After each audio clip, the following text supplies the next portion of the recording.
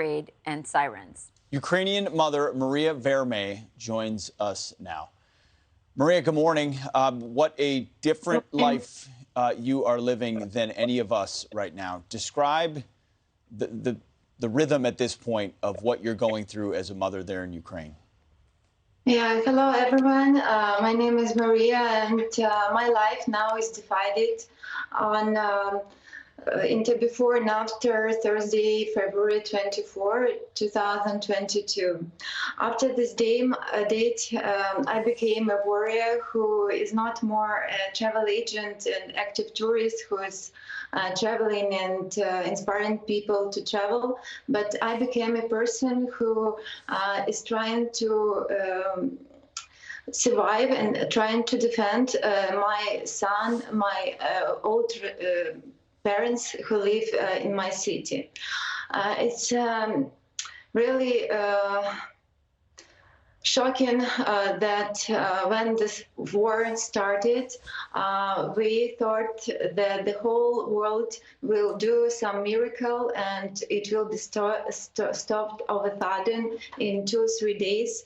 And we didn't flee anywhere. We were just sitting and listening and trying to tell the whole world what is going on and posting on our Facebook, Instagram, writing to famous people, and we really believed that the cruelty will not start.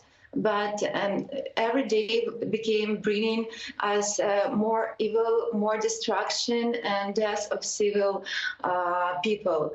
Now, I personally don't know, many people here don't know what day of the week it is, what day in the calendar it is. All we know it's 11th day that we stand and we don't surrender, and we trying to be brave and don't give up, and believe that people around the world will find how to stop Putin, how to stop their worries. So we are living from one alarm to another. We're trying to do everything we can as we have light and water to cook, to take shower, to feed our children, and we really didn't thought that it will be so cruel and so destroying.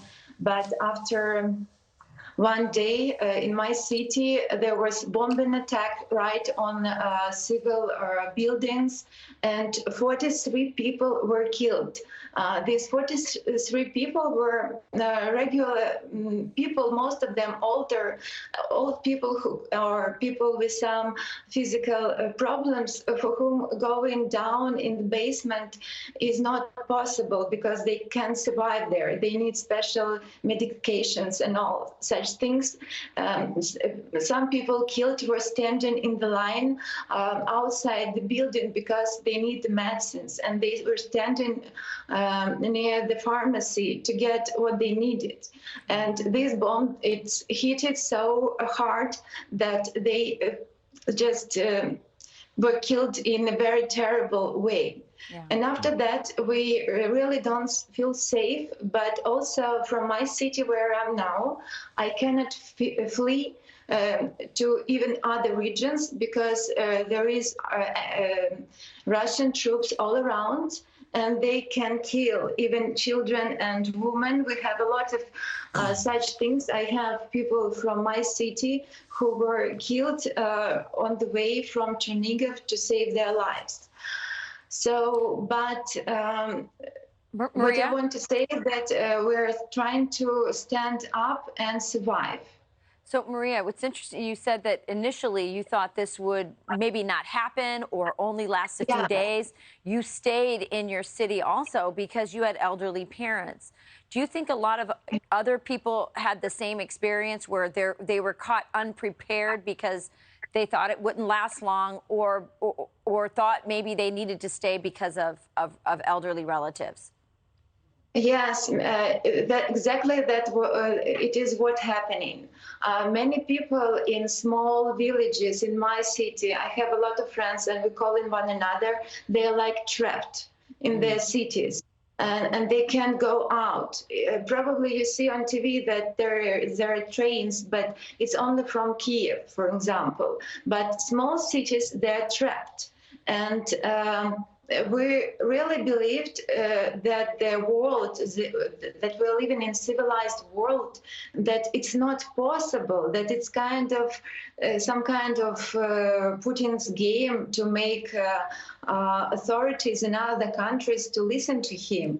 We didn't think that it will be threatening our lives. And now, even now, I will not flee anywhere because I can say goodbye to my parents.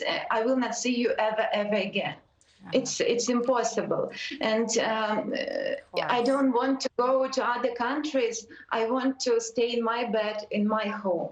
It's understandable. Of course, everyone watching can understand exactly your desires. Can you help us understand your day-to-day fears, the nature of this war as it exists right now? Is it a fear of what comes from above, of air raids, of artillery shells? Is it a fear of essentially explosions raining down, or is it a war that's coming down your streets as well? What is it that you and your family and your fellow citizens there are afraid of on a minute-to-minute basis? Yeah, actually, right now, I think we have some troops who have can bomb us, but we don't have people on the streets. Most of them are from the air, and a lot of airplanes are being shotted by our army, but still a lot of buildings are destroyed. And really, only now, on 11th day, I decided to be calm, not cry, not not lose control. Because before that, every night I felt a heart attack.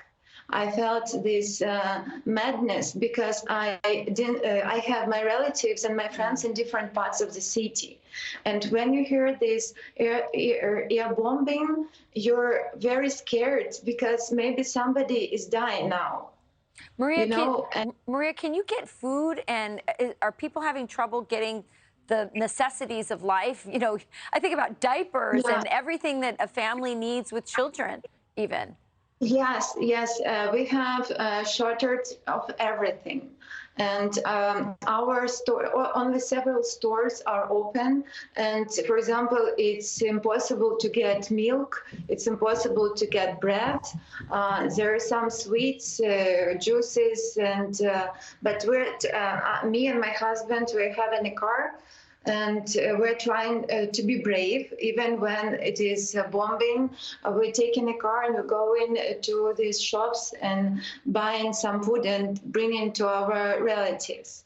Also, we have volunteers who are doing that, but also we had Russian troops have there are people here in my city who telling them where are the centers of volunteers, and they bombing these centers. And I had one friend I knew who got killed right in this center of volunteers who was gathering food to take it to elderly people or people who need some medicine, and they're just laying in their houses and they can't work and they need food and pharmacies. And these troops, Russian army, they bombed this center of volunteers. So, and Mariia, one person, are you saying there are Russian spies in your town who are identifying these volunteer centers? We have spies in every city. That's why I'm not telling you where I'm from. There are people helping them. They were putting some marks to mark where to bomb. As far as I understand, I'm not a military person, but as I'm getting to understand, these people are putting some kind of marks to help their aviation to find the spots where they can bomb. Wow. Terrifying situation. And it's really, so we have enemies inside and outside. Yeah. Well, we appreciate you taking the risk to talk to us this morning and share your story on Fox and Friends. Thank you, Mariia. Thank you. Thank you, Mariia. God bless. We're praying for you.